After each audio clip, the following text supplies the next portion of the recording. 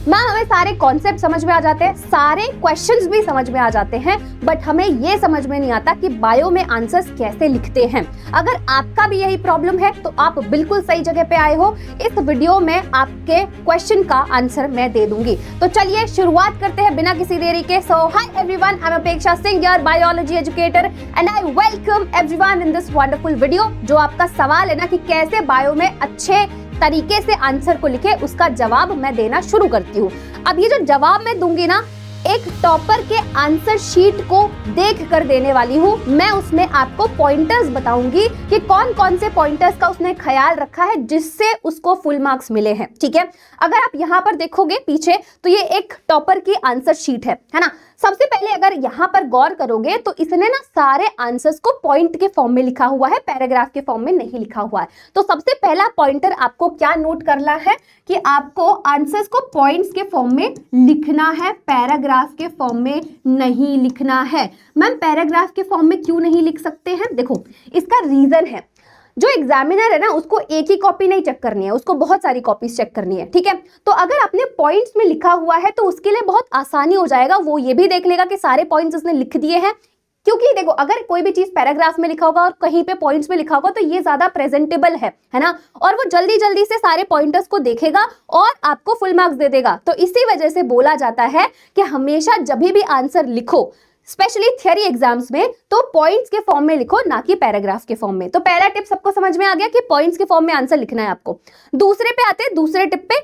दूसरा टिप ये है कि जहां पर भी आपको लगे कि भाई ये इंपॉर्टेंट टर्म है तो उसको हाईलाइट करना है। जैसे यहां पर इसने हाईलाइट किया हुआ है, ये इंपॉर्टेंट टर्म है, तो ट्राई करो जो भी इंपॉर्टेंट टर्म है उसको हाईलाइट या फिर अंडरलाइन करो। ठीक है, तो यहां पर मैं लिख देती हूं। दूसरा पॉइंट आपको जो ध्यान रखना है कि इंपॉर्टेंट टर्म्स को आपको अंडरलाइन करना है। ठीक है, अंडरलाइन करोगे। ठीक है, ये हो गया आपका दूसरा पॉइंट। अब हम आते हैं तीसरे पॉइंट पे।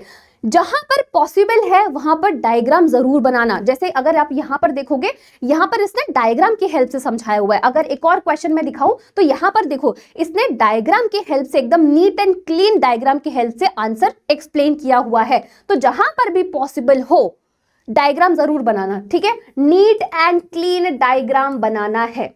अगर आपके ड्राइंग अच्छी नहीं है तो कोई दिक्कत वाली बात नहीं है, बट लेबलिंग अच्छे से करना है ना, साफ सुथरा और लेबलिंग अच्छे से करना। बाकी ये नहीं देखा जाएगा कि आपने कितना सुंदर डायग्राम बनाया, नहीं। ठीक है, तो draw diagram wherever possible. अगर नहीं भी अगर आपको लगता है कि भाई अगर इस मतलब लिखा भी नहीं है क्वेश्चन में और आपको लगता है कि इस आंसर को मैं डायग्राम की हेल्प से समझा सकता हूं या समझा सकती हूँ, तो जरूर वहां पर भी डायग्राम बना सकते हो। ठीक है, तो ये तीसरा पॉइंटर हो गया जो आपको ख्याल रखना है। ठीक है, आई बात समझ में?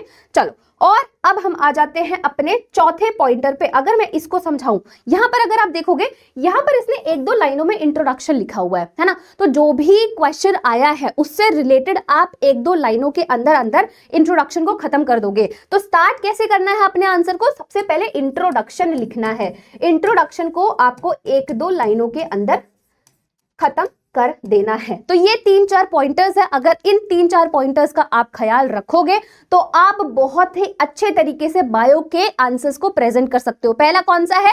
पहला है आपका पॉइंट्स में लिखना है, पैराग्राफ में नहीं लिखना है। दूसरा क्या है? इंट्रोडक्शन आपको एक दो लाइनों में खत्म करना है। कोई भी आप आंसर लिख रहे हो उससे रिलेटेड, जो भी मतलब क्वेश्चन में दिया हुआ है उसके रिलेटेड अगर आंसर लिख रहे हो तो सबसे पहले इंट्रोडक्शन से स्टार्ट करो कि आखिर में वो चीज क्या है, एक दो लाइनों में खत्म कर दो। उसके बाद क्या है? तीसरा पॉइंटर क्या है कि जो भी इंपॉर्टेंट टर्म्स है, जो भी कीवर्ड्स है, उसको अंडरलाइन या फिर हाईलाइट करो, है ना, ताकि वो एकदम हाईलाइट हो जाए और एग्जामिनर को पता चल जाए कि भाई हाँ, जो इंपॉर्टेंट टर्म थी उसने ये चीज लिखी है, इंपॉर्टेंट या कीवर्ड था उसने ये आंसर में मेंशन किया है, तो आपको डेफिनेटली फुल मार्क्स दे देगा। जहां पर भी पॉसिबल हो डायग्राम से जरूर बनाए, है ना।